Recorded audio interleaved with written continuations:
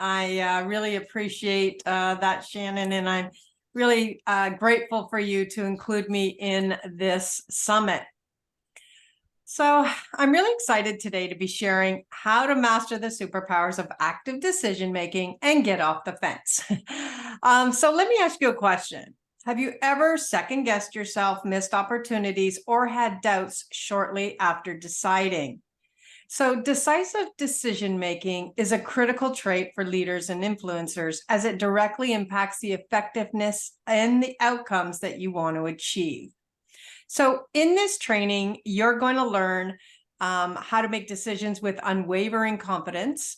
I'm going to address the 3 primary ways to make a decision, the step-by-step process for making complex decisions that align with your goals and values, what to do when you're undecided or confused, and the keys to empowering you to make bold choices. You're really going to finally master the art of active decision making that's going to lead you to further success and say goodbye to procrastination forever. Okay, so yeah, like you, we make kind of thousands of micro decisions daily. And I've had to make thousands of key decisions ever since I became an entrepreneur at the age of 19 in 1985, when I started a software company. And then when I moved online and became an internet kind of web designer and developer in 1992. Then when I shifted to internet marketing in 2005 and then created a social media marketing agency, to now where I'm helping you align your divine destiny with your purpose-driven goals so you can reach millions with your message and live a legacy life. So as a result, I learned the art of active decision-making, which had me assess the process that created successful results that allowed me to really have this amazing career, but more importantly, help thousands of others reach their goals as well. So there are 3 major decision categories. The first one is the personal. Yay. Are you going to have a donut or an apple? Are you going to have water or coffee? Marry, not marry? Kids, not kids? Go play golf or take the kids to the park? Beige khakis or blue jeans? The list is endless for the decisions that we need to make. Then there is the business decision category. What time do you go to the office? Social media post or email? Target market, product type, outsource, hire internally? What is your messaging going to be? What is your marketing focus? Do you invest in a mentor or a coach, or do you go it alone? Again, the list is endless. And then the next one is that consumer. And so here it is, what are you going to spend your money on? Is it going to be, are you going to have a house? Or are you going to pay rent? Are you going to go to the grocery store? Or are you going to go to that restaurant? Movie or Netflix? Brew a coffee or go to Starbucks? There are thousands of choices and products and services vying for our time and money. And when you know what your goal is, this makes your decision process easier. And the key here is you have a goal for each category and then an overarching goal for all of your spending and investing habits. This is how you stay aligned with your goals and values. So how are these decisions generally made? So there's 3 primary ways to make a decision. You can do it with facts and statistics. So that means you have that data that you need to make the decision. The other is with emotions. So you're deeply connected to it. And the third is your gut. That means you have that internal knowingness that it is the right thing to do. So which one is right? Well, the answer is all 3 play a key integrated role to the speed and accuracy that decisions need. So why is it so important to get this right? Well, the first reason is timely responses. So this provides you with the ability to respond rapidly in a crisis and at an opportunity. So often here, the key can be life and death urgency. So for a president, a wrong move can lead to a war. For a surgeon, it can lead to death. Now, for you, though, as a CEO of your business, it can lead to bankruptcy or it can lead to millions, right? The second thing here is the speed is crucial because the faster you know, which is where your gut plays that primary role, the more powerful you become. The second place is it builds confidence and trust in your teams, your followers, and of course, within yourself. Again, trusting your gut and operating on facts and statistics at this level, it instills a positive trust in your judgment and leadership abilities. The third area where it comes into play is in that problem resolution. So this is the ability to rapidly analyze and assess the risk and choose the best course of action, which becomes a key to the success of your business. And then this, again, is where facts and figures and your gut play a role. And the fourth area is that goal achievement. When you set your goal, you remain focused and make decisions that are directly related to the forward motion and achievement of them. So everything else becomes a distraction. This is why you really need to set your goal big enough and why it's important to have them for those various areas of the decision-making categories. This is really, too, where your emotions play a strong role because it allows you to stay focused, resolute, and passionate about accomplishing the goal. So this has you check your instincts and operate on facts and figures as needed. So what do you do when you're undecided? The key here is to have your major goal in front of you so that you are constantly keeping that in mind, because indecision can be an immediate indicator that maybe that's a great opportunity, but it actually doesn't align with your major goal. Because if it did, you probably wouldn't be undecided. It would be that gut fact-based emotional yes. So if you are doing a check here, you want to also make sure that you're not saying no to something out of fear. And that's why it's important to kind of, when you're undecided, have a little bit of an exercise to help you out. So what I'm going to do here is I'm going to give you a live example of what you do. So I had an opportunity for a book deal with the Dummy series. All right. So I'm already published with Wiley Publishing. My book went to #1 in 3 countries, all in the same day: Canada, US, the UK. And for my book, 31 Days to Millionaire Marketing Miracles, which is currently in Amazon still. And so this was that second opportunity from a publisher on, do I want to do this? And I literally had a contract in my hand. It was really kind of what I'd been dreaming about, right? And it was just waiting for a signature. But here's what happened is I'm in conflict. And so this is the exercise that I do, which is a 2-step process. And the funny part is, I couldn't figure out, like, why am I in conflict? Of course, it's a yes, right? But it was very interesting. And this is an exercise that I always recommend, especially to my clients, if there's something going on. So you take a look and assess this opportunity against a contaminate or contribute, and you align it to what is your major goal. So let's say this particular year, my major goal is to make $1 million. Okay, so let's take a look at that first kind of column, contaminate. Yay, I got this book deal in my hand, right? And my major goal is $1 million. So if I took the book deal, well, what happens? Now that means it's going to be 1 to 1.5 years to get that book to market. For those of you who've never been with a publisher, we can write a book and get it up on Amazon. I did my first one by myself and got it up there from start to finish in 90 days to #1, right? It doesn't work that way when you're with a publisher. It's a lot of back and forth. So it's going to be about 1 year to 1.5 years to get it to market. It also pulls me off my current launch, and now I have to start to focus on writing.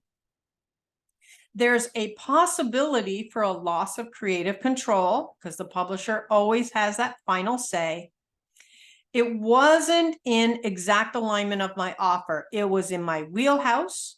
It was part of what I do. It was actually about branding.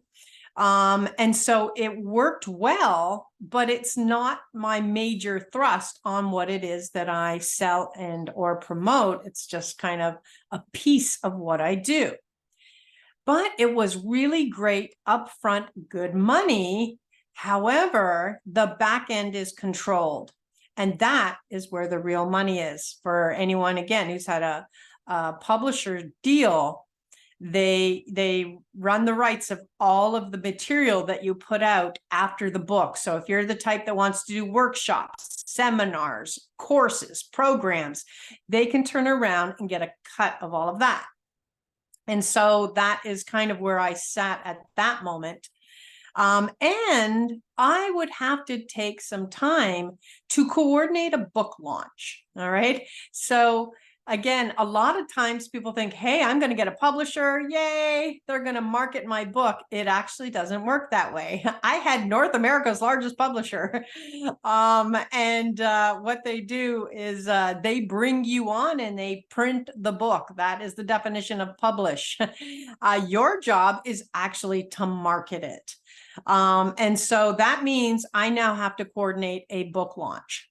But let's take a look at the contribute side. So what could this opportunity contribute? And the answers were, it's going to give me some brand authority advancement. And that looks good. Hey, I'm part of the dummy series. It's going to add more credibility. Again, it's a big series. There was a lovely advance payment, and that's always nice to have money now. And there would be some bragging rights. Hey, I got another publisher under my belt. All right, so what did I do? Any guesses? That's right, I actually declined it, right? And anyone know why I declined it? Why would this be a moment that I would decline something? Just, you can put your answers in the chat. And that's correct. You see, if my goal was $1 million that year, would a book that took away my time, refocused my launch, and pulled me off the agenda that I had set get me there? And the answer was no. So I declined it. Now, here is why this is such a good practice, though. And that is, once you decide based on your current goal, right, you can, if you want, assess the importance now of that goal you set. Okay, so I could have said, hey, okay, based on $1 million this year, it's a no. But what if I change the goal? What if it was really important for me to advance my authority, increase my credibility, and my placement in the marketplace? What if I really thought I needed this to get speaking gigs or further my opportunities? Is this a good shift for me in my business at this time? And again, I actually bring this up because I have done a shift and an income deferment based on an opportunity that was in front of me. So these are some good little practices to get used to really help you ensure that you're not saying no out of fear, and that you get really confident and rapid in your skills. So it's a successful exercise you can implement anytime you want. It only takes minutes, but can save your business or your life, depending on, which of those 3 categories that you're going to be applying it to. Okay, so next we'll take a look at, it could be, if you were taking a look at consumer, what are you going to do? Could you apply this to your consumer? The answer is it could be consumer, personal, or relationship. And again, it's just really helpful if you're in conflict. It removes also that emotion part, which might be affecting the best decision outcome. Because I was super excited. I wanted to say yes, but this actually saved me in the long run. Okay, so now, how do we make a decision Our next step is to really improve those decision-making skills. For this, I use a tool called SWOT analysis. It stands for strengths, weaknesses, opportunity, and threats. Put in the chat, actually, if you use this tool consistently, because I do this for myself, and then I do it with my staff every week. If we've had a major activity, such as a webinar, an event launch, then that is done for that specific activity. So let's take an example actually of a 3-day event. All right. So I've had so many of these. I've held, a ton of them. I can't even guess the number. And then every single time I do one of these after the event. Okay. So let's take a look at an example of what are some strengths that I would have put down. And these were: people were engaged, they were raving about the experience, they appreciated the food bonus that I added, and the presentations were effective. Okay. So now let's take a look at some weaknesses. Let's say, examples were: it took people too long to return after lunch, and actually sales were not what I projected. Now, again, these are examples of internal assessments. That means it is what we saw and observed. Nobody, for example, cared what our sales were. Nobody was taking a look at it. Okay. But on the other side now, the main difference between weakness and threat is that the threat, other people saw and observed that. And that's why it becomes so much more important. Alrighty, so this is how we know, in particular, do you put that in a weakness category or do you put it in a threat? So let's move to the external elements, and these are opportunity. So examples include, I could have offered a complimentary speaker, which would have been a good way to offset expenses, either from charging them or split revenue. I could have had a VIP dinner before the event. Not only could this be a money-making venture, but it was brought up by some attendees who were there. And since they were already there, they would have liked a chance to sit and talk. That's why it became an opportunity and an external. VIP lunches, right? Again, an opportunity to get more acquainted with the attendees, often increasing your conversions because of the familiarity and trust. It's also a possible handling for people took too long to return after lunch. Which was that weakness, right? Is people actually vocalized that they didn't want to leave the hotel or have hotel food again. Again, that became one of those things that was put in the external column because somebody brought it up. And a BOGO friend ticket. So if attendance isn't great, this is a good way to help ensure more people show up. Because if a person invited somebody else, they're less likely to cancel. And then that helps you to predict your attendance. This is both an income opportunity plus a gift opportunity for your paid attendee. Because maybe, hey, they want to bring a spouse or a travel buddy. And then threats. So these occur and they require an immediate resolution or policy set in place so that they do not occur again. So, for example, having an outside person witness something connected to you or your company, that is a detrimental experience for your brand reputation. And that becomes something extremely important that has to be addressed rapidly. So, for example, a couple of threats that occurred in my day was a speaker in the back blew, right? And we kind of didn't have backup at the time. And so it had this crackly noise. And another time, a person brought a distracting dog. So, at that point, I got to set policy. Can people just randomly bring a dog? Because it was super cute in a purse. Nobody thought anything of it, except it was distracting because everybody wanted to pet and play with the dog and not pay attention. Okay, so tell me in the chat, did you find that helpful? And is this something that you think you can apply? Because even if you have done them before, the key point I want to make here is you should do them weekly in your business.